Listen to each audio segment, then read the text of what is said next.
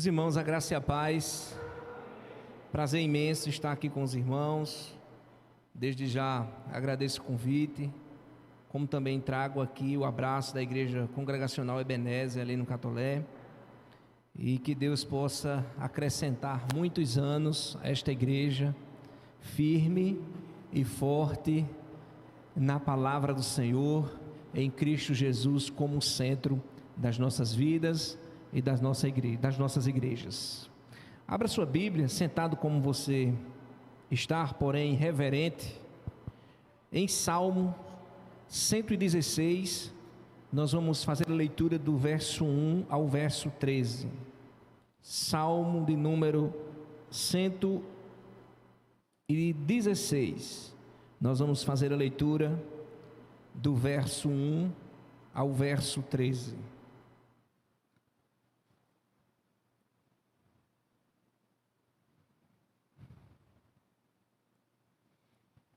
Diz assim o texto sagrado, Salmo 116: Amo o Senhor, pois Ele ouviu o clamor da minha súplica, inclina seu ouvido para mim, eu o invocarei enquanto viver. Os laços da morte me cercaram, as angústias do Sheol se apoderaram de mim, sofri tribulação e tristeza. Então invoquei o nome do Senhor, livra-me, Senhor. O Senhor é compassivo e justo, sim, nosso Deus é misericordioso. O Senhor protege os simples, quando estou abatido, Ele me salva. Ó minha alma, retorna à tua serenidade, pois o Senhor tem sido bom. Livraste minha vida da morte, meus olhos das lágrimas e meus pés do tropeço. Andarei na presença do Senhor na terra dos viventes. Eu criei, apesar de ter dito, estou muito aflito. Eu dizia na minha perturbação, todos os homens são mentirosos. Que darei ao Senhor por todos os benefícios que Ele me tem dado? Tomarei o cálice da salvação e invocarei o nome do Senhor. Vamos ler todos juntos o verso 12 em uma só voz. O que é que diz? Que darei ao Senhor por todos os benefícios que Ele me tem dado. Mais uma vez.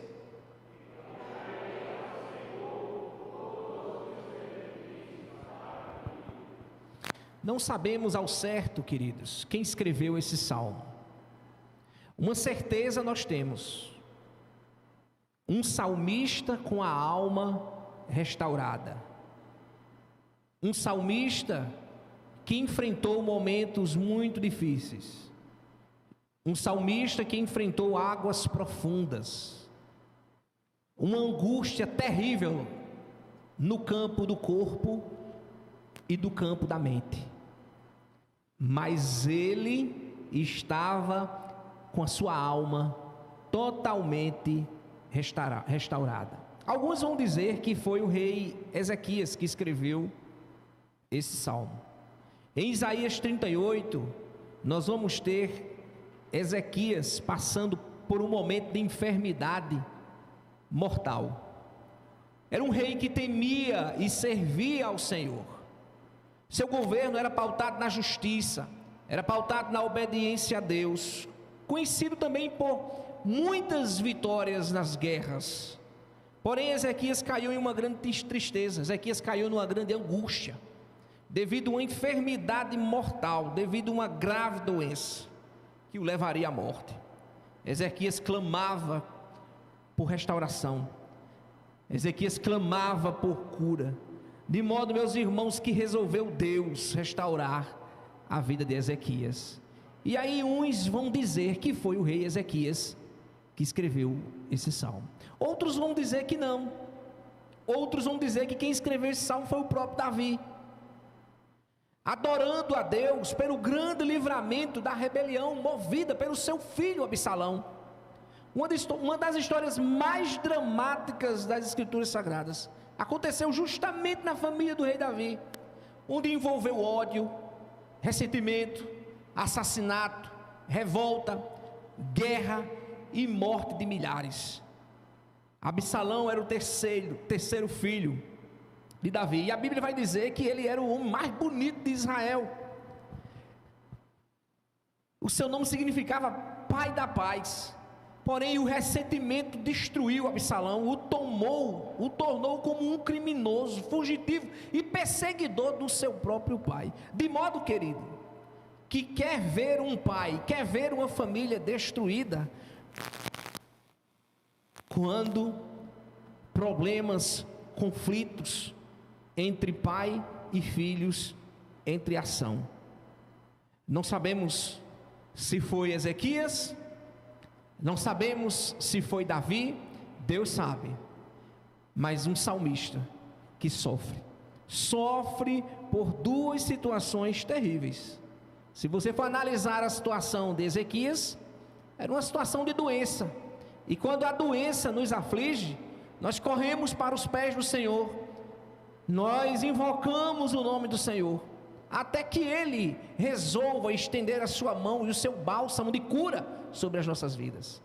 Mas quando os conflitos familiares chegam, principalmente problemas que envolvem os filhos, isso também mexe com o nosso coração, mexe com a nossa alma, de modo a enfrentar angústias terríveis que são relatadas aqui nesse salmo. Portanto, também que se foi Davi, ele viveu momentos terríveis e difíceis.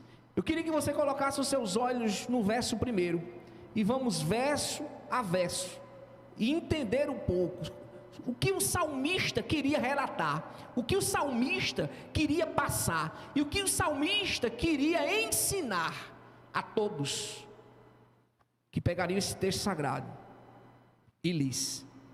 Veja o que ele diz: amo o Senhor. Ele inicia o salmo fazendo uma confissão. Ele diz assim: eu amo o Senhor, pois Ele ouve o clamor da minha súplica. Ele confessa: eu amo. E essa confissão, eu amo, está debaixo do mandamento, Deuteronômio 6,5, amarás, pois, o Senhor teu Deus com toda a tua alma e todas as tuas forças, independente da situação em que ele se encontrava. A sua fé estava intacta, e ele continuava obedecendo e submisso ao grande e primeiro mandamento. Mas não podemos passar desapercebido, por exemplo, o título Senhor aqui em caixa alta, na maioria das versões. O título hebraico para se referir a Deus como Pai. Nós temos aqui um título pactual, e a ideia desse Deus como o Pai aqui é totalmente diferente de como Deus é reconhecido de forma natural e geral na humanidade.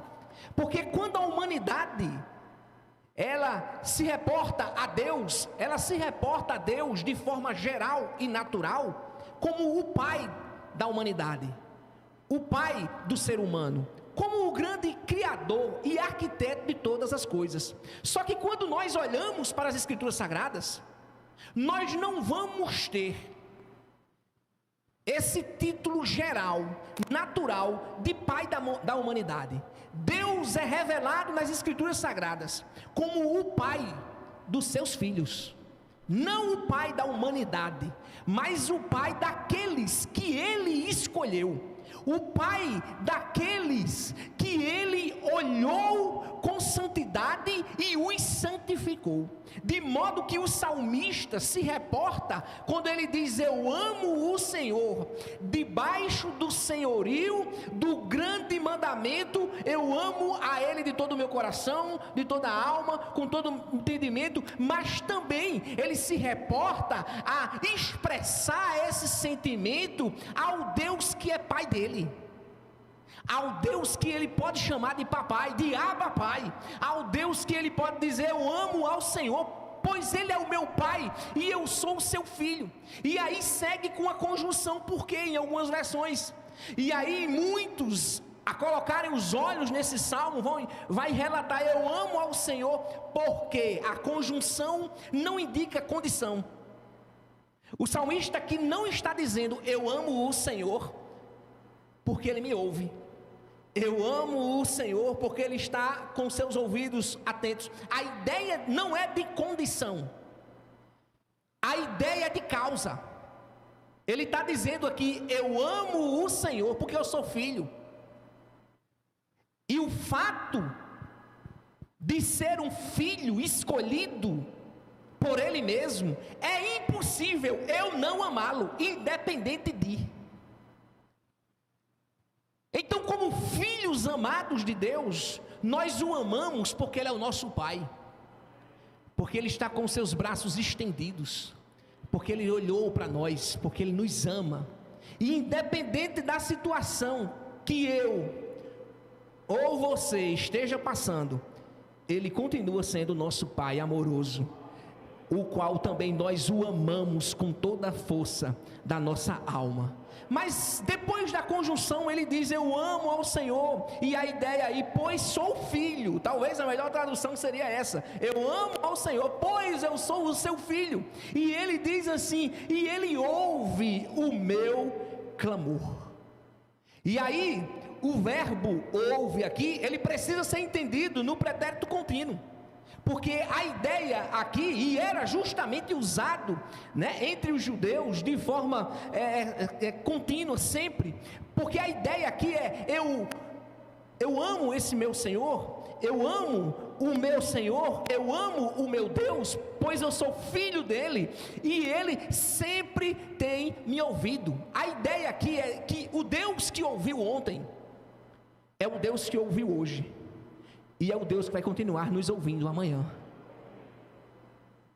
Não é o Deus que apenas nos ouve em uma determinada causa, em um determinado momento, mas é um Deus que sempre nos ouve, não por obrigação, porque Ele não tem essa obrigação, mas o amor paternal sendo estendido com seus braços de amor e misericórdia sobre a vida dos seus filhos. E ele continua no verso 2: esse mesmo Pai de amor, esse mesmo Pai de filhos que ama, inclina seu ouvido para mim, e eu o invocarei enquanto eu viver.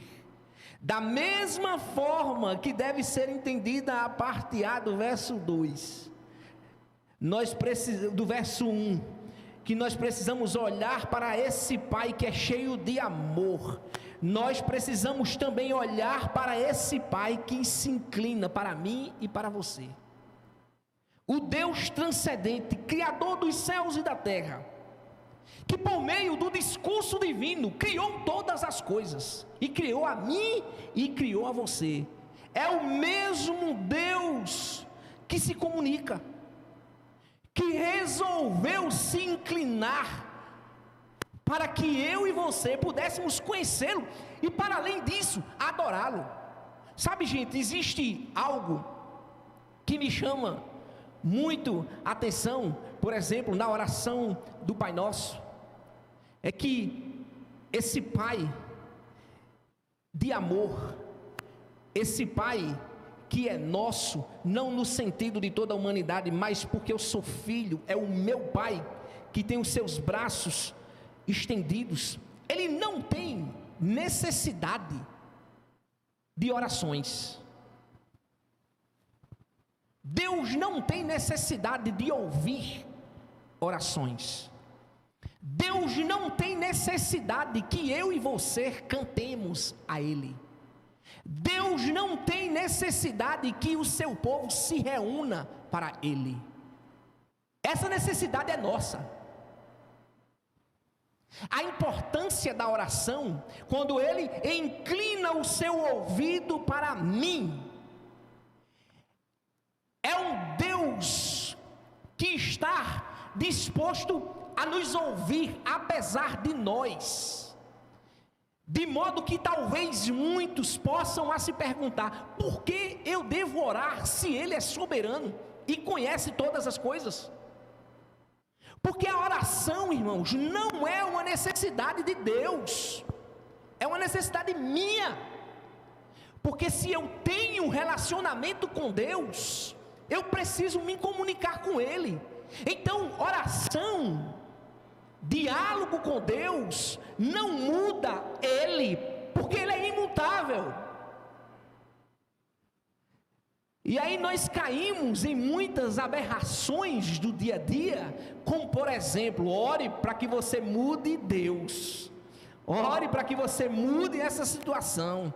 A oração, o diálogo, a conversa com Deus não muda aquilo que Deus já decretou ou aquilo que Deus já decidiu. A oração, o diálogo com Deus muda a minha posição como filho diante de Deus, de como eu o enxergo, de como eu o vejo. E se eu me relaciono com Deus, se eu tenho uma vida íntima com Deus, eu tenho o costume de conversar com Ele. E nós precisamos fazer isso, de fechar muitas vezes a porta do nosso quarto e falar assim com toda a reverência, com todo o amor e todo o carinho: Senhor, vem aqui, senta aqui que eu preciso conversar com o Senhor. Porque Ele está com o seu ouvido inclinado para mim, irmãos. Veja a intimidade desse salmista, a certeza de que o Criador, do que o soberano, está com os seus ouvidos, porque ele é filho. Deixa eu dizer uma coisa a você: você tem essa certeza de que quando você fecha a porta do seu carro, ou do seu quarto, ou de qualquer lugar que você esteja, e você necessita conversar com Ele, Ele está te ouvindo. Ele sabe das suas necessidades, mas Ele quer que você fale. Então converse com Ele. E essa atitude de dialogar com Deus, de conversar com Deus, de ter uma intimidade com Deus, muda a posição da vida do salmista, porque ele diz na parte B: eu invocarei enquanto viver. A ideia aqui, eu o invocarei enquanto viver, eu me esforçarei todos os dias para ter uma vida de santidade diante do meu Deus. Enquanto eu tiver vida, enquanto eu viver, independente da situação que eu esteja passando, eu estarei adorando, eu estarei me santificando e eu estarei buscando, mesmo nas adversidades da vida. No verso 3, o salmista não economiza palavras. No verso 3, o salmista não economiza sentimentos. E o Deus que está com os ouvidos inclinados para ouvi-lo, é o Deus que vai começar agora a ouvir tudo o que é que o salmista tem para dizer para ele. Não economize palavras quando você conversa com Deus. Fale. Jogue tudo para fora. Fale para Ele. Veja o que ele diz no verso 3: laços de morte me cercaram. Angústias do inferno, a ideia aqui é de Sheol, se apoderaram de mim, e sofri tribulação e tristeza.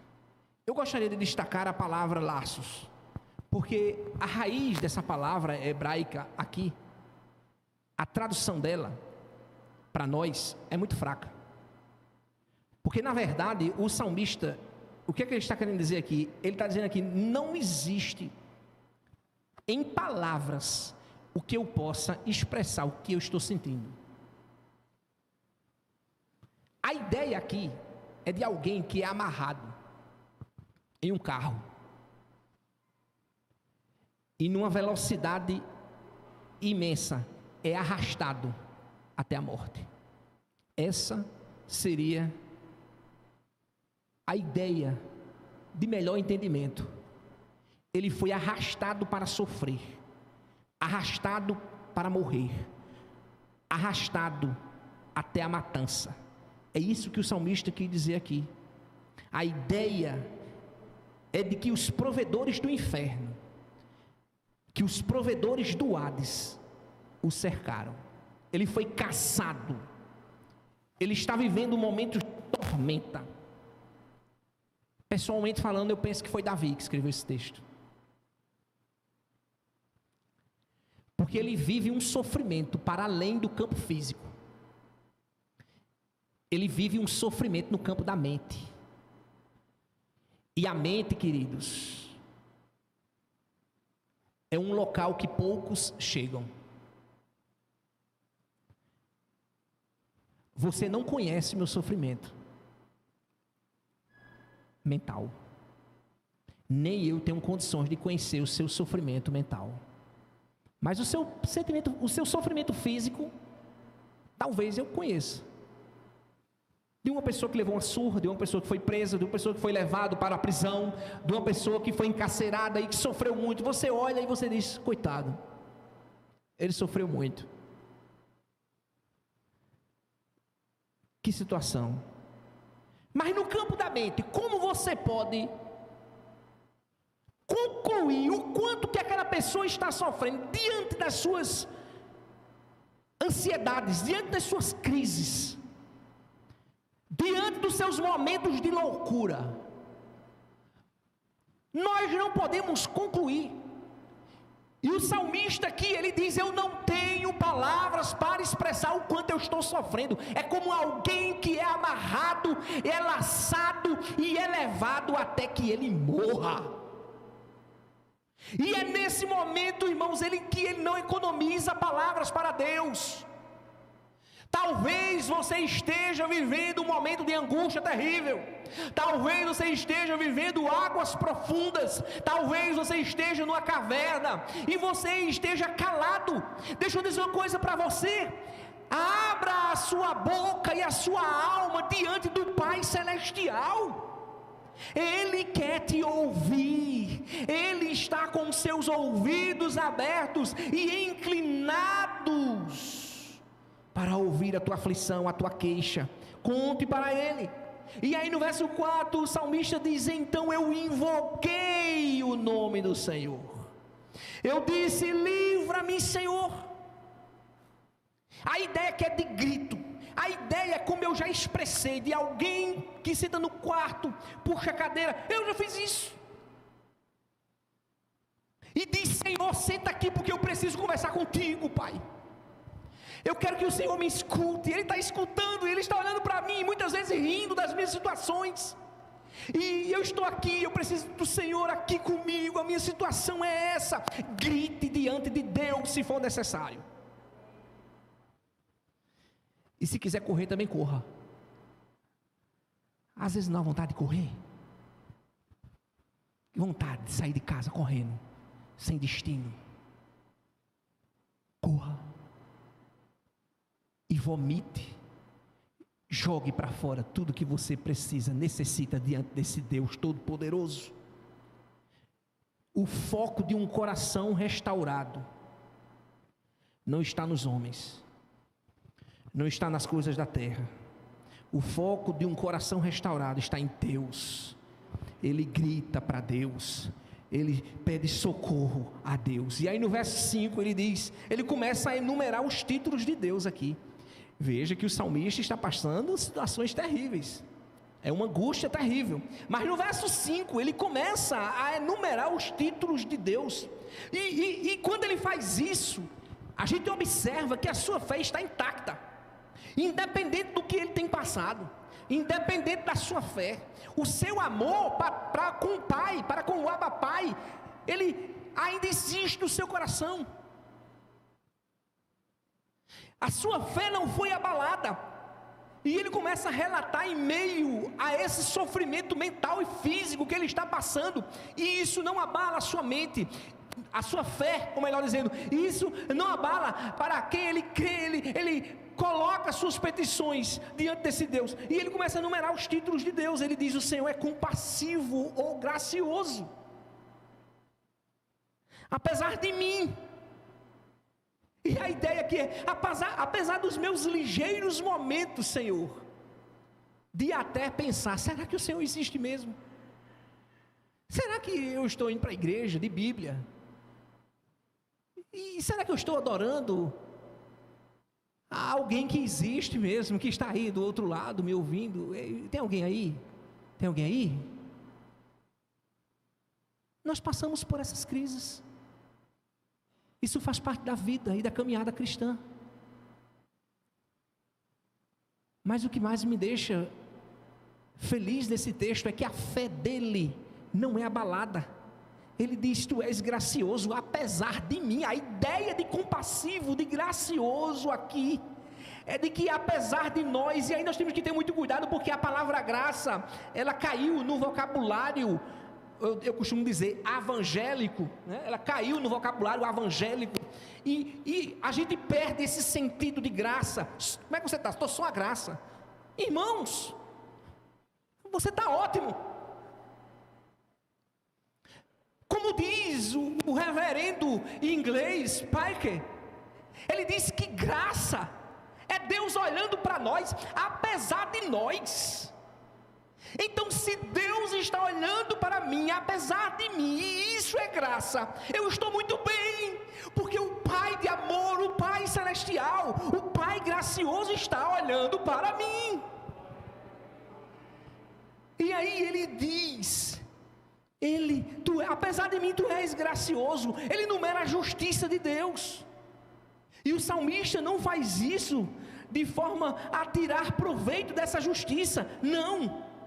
O seu coração estava totalmente intacto quanto à sua fé. Ele quer dizer aqui que todos os seres humanos, todas as raças de classe social e de todos os credos e culturas, tanto judeus como gentios, todos, sem exceção, são pecadores, são culpados, são indesculpáveis e sem defesa diante de Deus. O quadro da humanidade é desolador. O quadro da raça humana é de uma situação difícil. Só impera a injustiça, julgamentos humanos, rótulos e etc. Mas louvado seja o nome do nosso Deus, porque Ele olhou de forma graciosa e justa,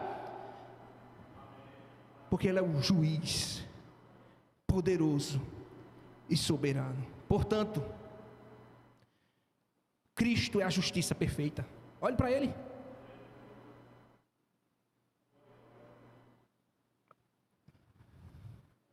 Está sofrendo injustiça? Aonde? O justo juiz, Ele nos ouve. Ele é justo, por mais que o mundo seja de injustiça, Ele é justo. Mas Ele enumera também a misericórdia de Deus. Ele anexa aqui a misericórdia, sem a qual não merecemos auxílio, não merecemos essa graça, não merecemos essa justiça. É incrível, queridos, como as aflições que passamos parecem muitas vezes tirar a nossa visão, tirar a nossa mente do quanto a misericórdia de Deus é extraordinária. A misericórdia de Deus é como uma fonte. Você já viu um olho d'água? Um bom olho d'água. Um bom olho d'água que você olha ali e você não sabe de onde aquela água vem, mas ela está brotando e ela está jorrando. A misericórdia de Deus é como um bom olho d'água que não cessa. São um pouco mais de 10 horas da manhã. Daqui a pouco a gente almoça, descansamos à tarde, retornamos ao santo culto, dormimos, vamos descansar, colocar a nossa cabeça sobre o travesseiro. E muitos talvez se perguntem: e agora? O que vai ser de amanhã? Amanhã a misericórdia já se renovou.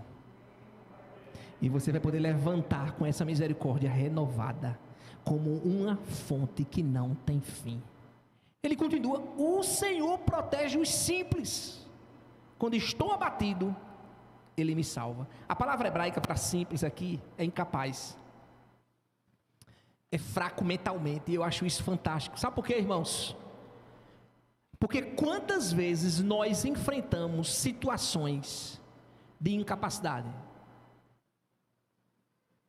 de não conhecer a causa. Quantas pessoas passam situações difíceis por não conhecer a causa, por incapacidade mental, por ser leigo. Principalmente os de mais idade, que muitas vezes são leigos em uma questão e vêm outros para tirar proveito dessas situações. né? Eu costumo dizer lá na igreja, e digo assim, Luiz, aqui tem advogado? Tem uma pessoa que está estudando aqui. Você tem obrigação, como cristã que você é, de ajudar esses irmãos idosos da nossa igreja, para que eles não sejam enganados, para que eles não sofram, e para quando eles necessitarem da aposentadoria, eles não passem vergonha, nem injustiça. Os simples aqui, a melhor tradução é incapaz ou fraco mentalmente, que por mais que a nossa sociedade tire proveito de muitos de nós que somos incapazes em algumas questões da sociedade, o Senhor cuida dos simples. O Senhor está cuidando, o Senhor está providenciando, o Senhor está velando. Ai daqueles, a ideia aqui é de ai daqueles que tiram proveito de pessoas que são incapazes de conhecimento de causa. Ai! A pior coisa desse mundo é cair nas mãos desse pai que se inclina, desse pai que cuida, desse pai que consola. Ai! Estamos sob o cuidado paternal do Deus que vela pelos simples. Mas ele vai mais além. Ele diz: quando eu estou abatido, Ele me salva, Ele me encontra, Ele vai até a mim. Ele é aquele que, em meio aos abusos dos perversos, em meio a todas as questões expostas, Ele vem com seus braços estendidos, nos salvando, nos colocando em seus braços de amor, como diz a canção, Pai de amor. O Pai que está com seus braços estendidos para com seus filhos. No verso 7 ele diz: ó minha alma, retorna a tua serenidade, pois o Senhor tem sido bom. A ideia é, Ele então é um Senhor generoso. Tem bom ânimo meu coração. É você falando para si mesmo: tem meu ânimo meu coração. Tem um irmãozinho aqui que diz que às vezes me encontra caminhando lá na Facisa, né? Quase que eu dizia assim: não fique preocupado se você me encontrar eu conversando sozinho, porque eu converso sozinho, eu converso com Deus, eu não tenho nenhum problema.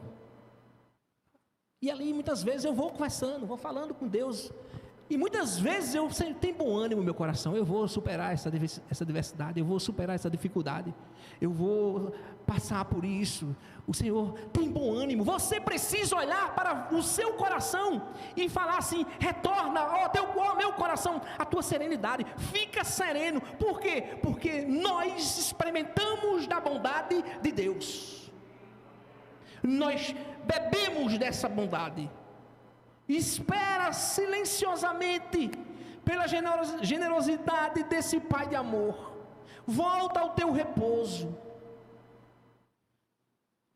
pois o Senhor dispensa conferir sobre o seu povo.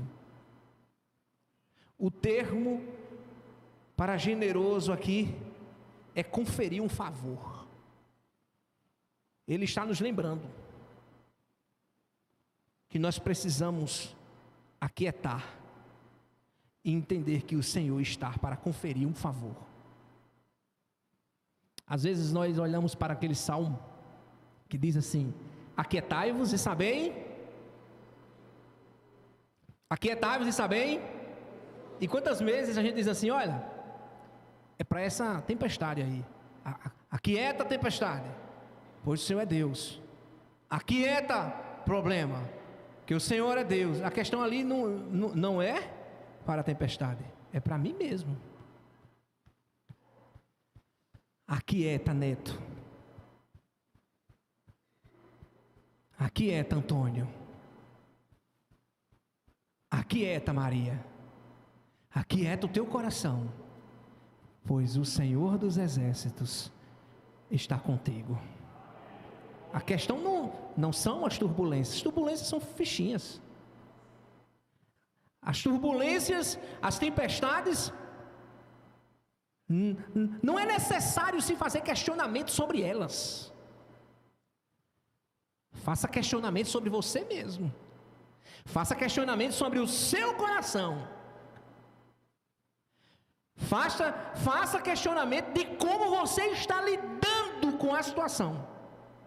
E diga assim: aquieta o coração, aquieta minha alma, porque o Senhor confere um favor para mim. E ele continua no verso 8: pois livraste minha vida da morte, os meus olhos das lágrimas e os meus pés do tropeço. O salmista então começa a descrever os feitos do Senhor em sua vida agora. Veja que nós temos uma mudança. Aquele homem que estava enfrentando um sofrimento mental e físico terrível, ele pediu socorro a Deus. O Senhor veio, ele gritou, e o Senhor estendeu os seus braços, os seus ouvidos para ele. Agora ele começa a relatar. Ele diz agora o que o Senhor já fez. Ele já passou pela situação. E ele diz assim: o Senhor livrou a minha vida da morte. Entenda cada questão aqui. Quando ele diz assim: o Senhor livrou os meus pés da queda, a ideia aqui é: me encheu de graça para não cair, me encheu de graça para não tropeçar. Preste atenção, quando nós olhamos para a oração do Pai Nosso, um dos pontos mais extraordinários que eu acho ali é quando ele diz assim: mas livrai-nos do mal. Aí, que o Senhor me livre de que eu seja tentado.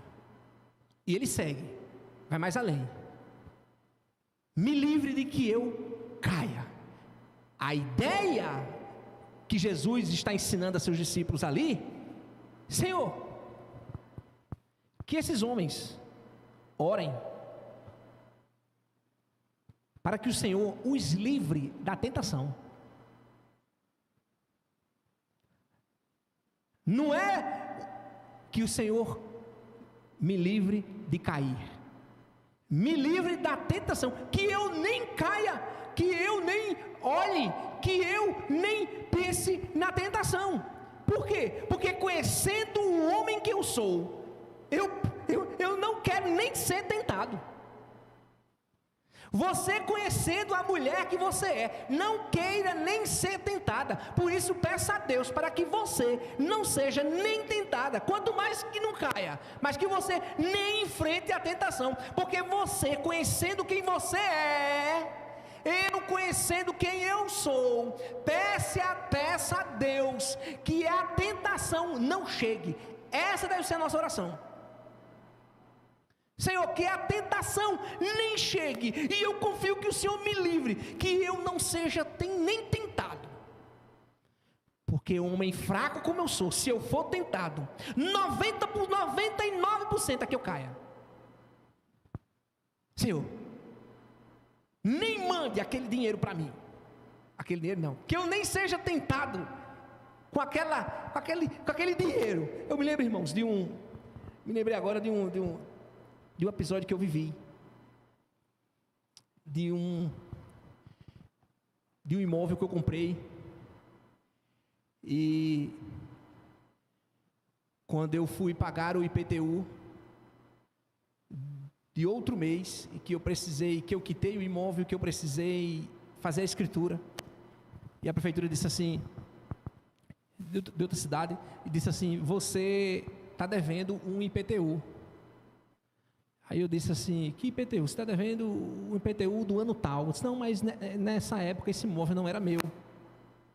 Não, então, mas tem que pagar. Para regularizar aqui, tem que pagar, né? Eu disse: está certo. Aí eu procurei a empresa que eu comprei o imóvel. E disse: tem um IPTU aqui em aberto. Ela foi, olhou, checou direitinho e disse assim: está certo. Eu paguei. Só que eu não disse que tinha pagado, né? Para que eles me colocassem o dinheiro para eu pagar. Eles disseram: eu vou mandar o dinheiro para você pagar. Está certo. Eu tinha pagado porque eu queria acelerar o processo. Ela mandou o dinheiro, a empresa, a construtora, mandou o dinheiro de 2 IPTUs. De 2 anos. Um exemplo, a dívida era de 2019. Eu comprei um imóvel em 2021. Aí, ela mandou, a dívida era de 2019, eu comprei o imóvel em 2020. O IPTU 2020 era meu, eu já tinha pago. Só que ela não tinha contabilizado isso. Aí ela mandou o recurso de 2019 e de 2020. Mandou referente a 2 anos. E mandou um contrato para eu assinar, para não fazer mais solicitação desse recurso. E quando eu olhei o contrato, peguei o contrato, fui olhar, e estava lá um valor referente a 2 vezes. Eu disse assim, oxe. Aí eu liguei para o escritório, disse, moça, você mandou a mais. Você mandou R$1.000, se me lembro como na época, é só 500.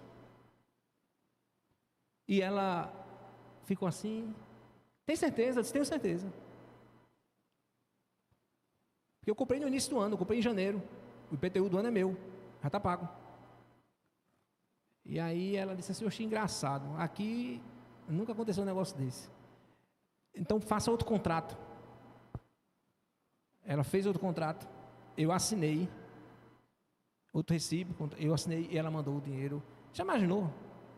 Se eu nem tivesse lido o contrato, tivesse assinado digitalmente, enviado, ela ia mandar referente a 2 meses.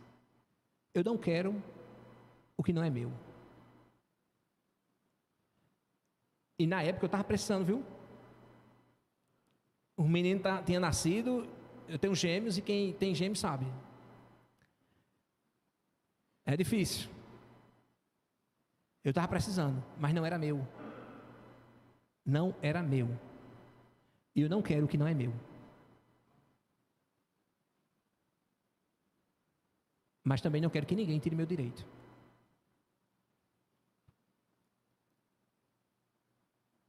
Eu peço direto, Senhor, não coloque situações dessas na minha frente.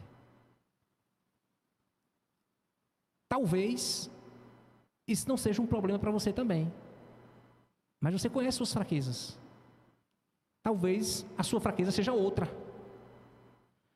Talvez a sua fraqueza não seja dinheiro, seja mulher. Talvez a sua fraqueza seja homem. Então ore assim, Senhor, me livra, que eu não seja nem tentado. Senhor, sabe por quê? Porque ele livrou o salmista, para que ele não caísse. E a ideia aqui era que a sua fé permanecesse intacta, mesmo diante do sofrimento mental que ele estava passando, mesmo diante do sofrimento físico que ele estava passando. Ele disse, o Senhor livrou o meu coração, a minha mente, os meus pés de tropeçar, de cair. Ele é o Deus que nos livra da tentação. Ore diariamente, Senhor, que eu não seja tentado hoje. E Ele traz livramento para os seus pés da queda. Livrou os meus olhos das lágrimas. E a ideia é que Ele enxugou as minhas lágrimas de tristeza, as minhas lágrimas de angústia. Ele enxugou. Quando Ele diz, o Senhor livrou minha alma da morte, Ele me tratou com bondade. Não era para eu estar aqui, não era para você estar aqui, mas Ele estendeu com bondade sobre a tua vida e te trouxe livramento. E aí Ele diz no verso 9, andarei na presença do Senhor na terra dos viventes. Andar é um ato de piedade. Quando ele diz, andarei na presença do Senhor na terra dos viventes, ele está dizendo assim, enquanto eu tiver vida, eu me esforçarei para ter piedade e santidade. No verso 10 ele diz assim, irmãos, eu criei, apesar de ter dito, estou muito aflito, para que o seu livramento pareça mais nítido. Ele relata novamente o perigo que sofreu. Porém agora, meus irmãos, ele enfatiza o resgate de Deus. O intuito do salmista aqui não é mostrar a dor, é enfatizar o que Deus fez. Mesmo em meio à perturbação, ele está dizendo: eu não deixei de crer. A confissão do seu coração era a mesma, mesmo vivendo situações mentalmente, fisicamente terríveis. Ele está dizendo: o Senhor sustentou o meu braço, o Senhor sustentou a minha vida, o Senhor sustentou o meu coração. No verso 11, por isso que eu penso que foi Davi, um dos pontos também, é que no verso 11 ele diz: eu dizia na minha perturbação, todos os homens são mentirosos. Ele generaliza, porque ele sofreu a traição do próprio filho, uma decepção terrível. Então ele diz assim: se nem no meu filho eu posso confiar, todos os homens são mentirosos. Nos períodos de crise, ele já não acreditava mais no homem, e ele engloba todos. Essa lembrança vem à mente do salmista. Não com dor mais, porque a sua alma está restaurada. Deus o tinha livrado, mas olhando para o Senhor que o livrou e que está disposto a o livrar novamente. Chegamos no verso 12, caminhamos para o final, e ele diz assim: que darei ao Senhor por todos os benefícios que Ele me tem dado? Deixa eu dizer uma coisa a você, essa pergunta não tem resposta. O que é que você pode dar a Deus por tudo que Ele tem feito por você? O que é que o salmista poderia dar a Deus? Por tudo que Deus fez por ele, o que é que ele poderia dar? A capacidade dele? O seu trabalho? Os seus bens? A sua juventude? As suas forças? Que darei eu ao Senhor por todos os benefícios? Por tudo que Deus tem feito na minha vida. O que é que eu posso dar a Deus? Eu dou minha presença, sabe? Quando o pastor está precisando lá, meu trabalho, minhas forças. Irmãos, deixa eu dizer uma coisa a você. Todo ato seu para tentar retribuir a Deus por tudo que Ele fez para com a tua vida é um insulto a Ele mesmo. Por isso que nós enxergamos para além das nossas portas tanto legalismo e tanta religiosidade, porque as pessoas querem ser perfeitas. São igrejas religiosas, legalistas, que buscam retribuir a Deus de uma forma como se conseguisse. Existem igrejas e denominações que entendem que pode alcançar um nível de santidade a ponto de não pecar mais. Pasmem, existe.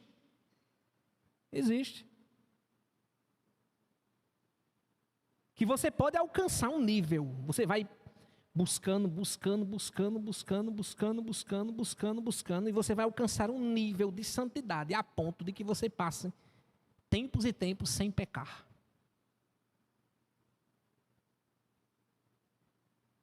Baseado no movimento de santidade ao Senhor.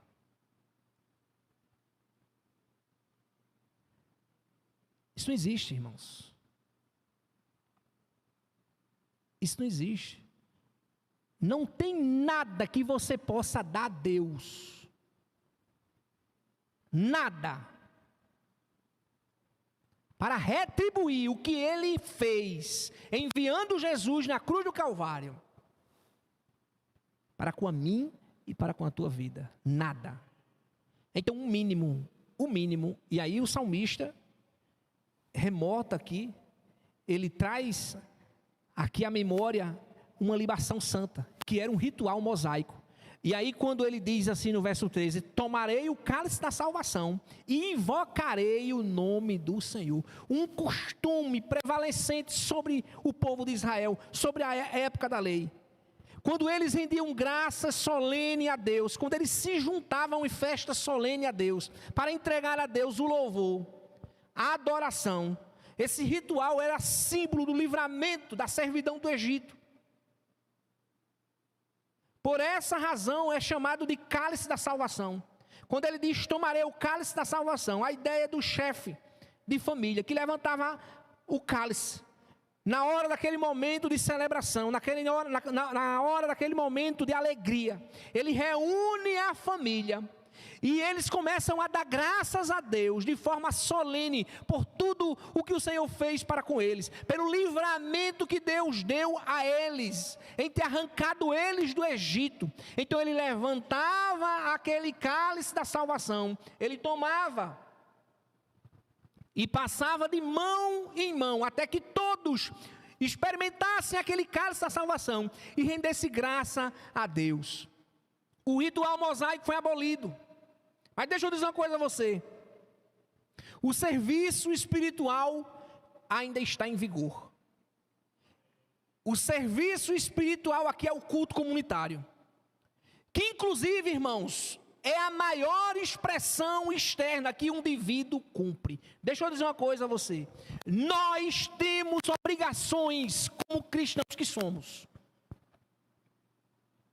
Nós temos compromissos exigidos perante a lei de Deus que nós precisamos cumprir. O que é que diz o verso 14? Vocês podem ler? Não está aqui na exposição, mas nós podemos complementar. Cumprirei o quê?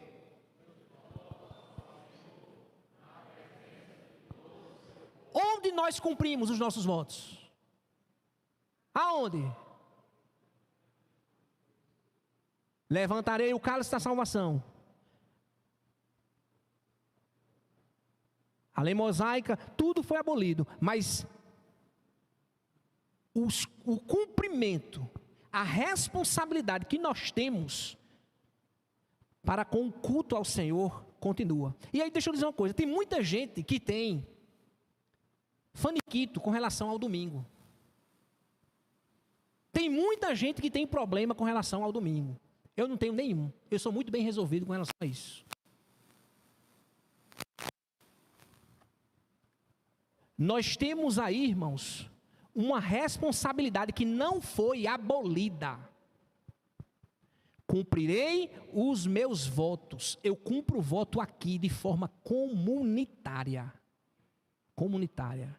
Nós somos tão fracos, que a turma do sétimo dia mudou a lei. A turma do sétimo dia mudou a lei.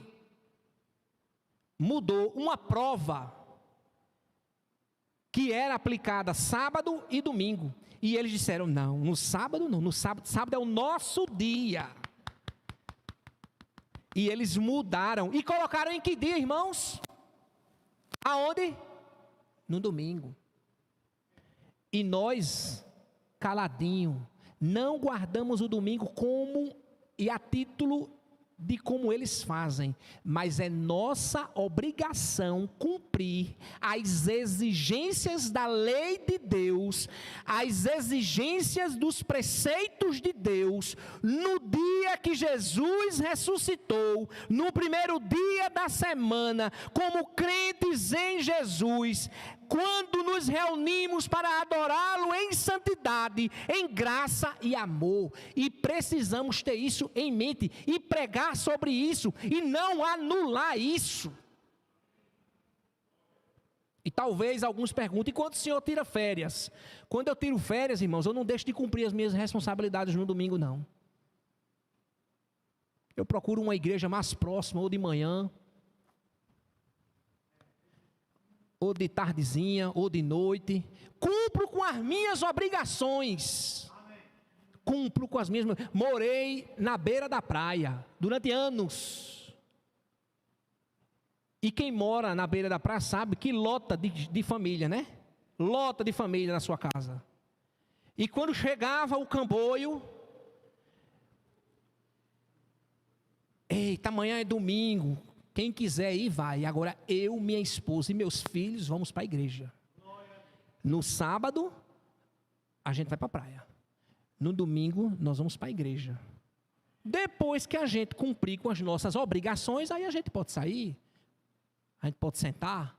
A gente pode... Vocês, se quiserem nos acompanhar, amém. Se não quiserem, fiquem aí. Porque eu tenho as minhas obrigações. Eu passo ali, quando eu vou para a igreja, numa capela, parece que é a capela da Santíssima Trindade, no domingo de manhã, lotada, cedo, Luiz, 8 horas da manhã, lotada, e eles estão lá, com muita fé, eles não abrem mão para a Santa Missa, e nós, conhecedores da verdade, abrimos mão, na primeira oportunidade que temos. Irmãos, é o único dia que nós encontramos todo mundo na igreja, é esse dia. Porque se você vir na quarta, você não vai ver todo mundo. Quando você vir na terça, você não vai ver todo mundo. Mas hoje é o dia que você vai encontrar o seu irmão que faz uma semana que você não vê. Você vai encontrar aquela irmã que você vai dar um abraço, você vai dizer, hoje você é o dia que você vai encontrar com aquela pessoa para estar aqui, para juntos cultuarmos a Deus. Não abra mão de cumprir os seus votos aqui. Quem quiser abrir mão, que abra. Não faça isso. Não coloque o reino de Deus em segundo lugar. Cumpra com a sua obrigação de estar aqui, sabe, para adorar a Deus, para bendizer a Ele. Não abra mão, é compromisso nosso, irmãos. É meu compromisso. E se tiver dúvida com relação a isso, pergunta a Deus. Aplicações práticas para a gente encerrar. Primeiro, mantenha registros das respostas de Deus em sua vida, para que você não esqueça dos seus feitos. Nós somos tentados todos os dias a esquecer o que Deus faz para a gente. Deus nos dá. Quando passamos por aperto, a gente esquece tudo que Deus fez por causa daquele aperto. Então, se você tiver costume de anotar, anote. Nossa geração não tem mais costume de escrever em diários. Comece a escrever as vitórias, as bênçãos que Deus te deu. Deus já te deu tantas vitórias, tantas bênçãos. Quantos momentos você nunca imaginou viver e você está vivendo? Anote, para que a sua mente não falhe e você relembre sempre o que Deus fez por você. Segundo, quando o coração apertar, fale antes com Deus do que com qualquer outra pessoa. Às vezes a gente está angustiado e a gente tem que procurar alguém, o terapeuta, a psicóloga, o pastor. Antes de tudo isso, se ajoelhe. Não estou dizendo que não é para você procurar, não. Procure. Procure o pastor Luiz. Procure um profissional de saúde, um cardiologista, quem que você quiser. Mas antes de tudo, feche a porta do quarto, se ajoelha e começa a falar com o papaizinho do céu, porque ele te ouve. Terceiro, o descanso da alma não está na solução. Preste atenção. O descanso da alma não está na solução da dificuldade, da tempestade, do problema, mas no caráter de Deus. Quando você conhece o caráter de Deus, você diz assim, rapaz, eu estou passando por isso, mas eu conheço o Deus que eu sirvo, e sei que no final tudo vai dar certo. Em último lugar, não coloque suas expectativas no homem. Não coloque. Senão você vai quebrar a cara. Coloque suas expectativas em Deus. O homem é fraco. Eu vou decepcionar você. Eu digo direto aos irmãos lá na igreja. Olha, confia em mim não, viu? Confia em mim não. Uma vez um irmão disse, pastor, o senhor não me deu assistência, não sei o que, não sei o que. Ô, novidade. Eu sou falho. Eu sou fraco. E eu frustro pessoas. Você frustra as pessoas. Isso faz parte do relacionamento. Agora, deixa eu dizer uma coisa. Quando nós colocamos expectativas em Deus, né? Davi estava lidando com o próprio filho ali, ó. Se foi Davi, né? Mas quando nós colocamos as expectativas em Deus, tudo caminha bem e sempre recomeçamos, porque estamos firmes no Senhor. Amém? Vamos recitar juntos o verso 13, o verso 12, todos juntos, o que é que diz?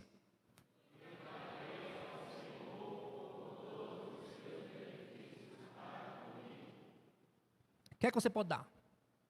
Nada. Então, seja grato. Como é que eu sou grato? Vindo. É a maior expressão que você pode demonstrar, é se reunindo para adorar o Rei dos Reis e o Senhor dos Senhores. Que Deus os abençoe.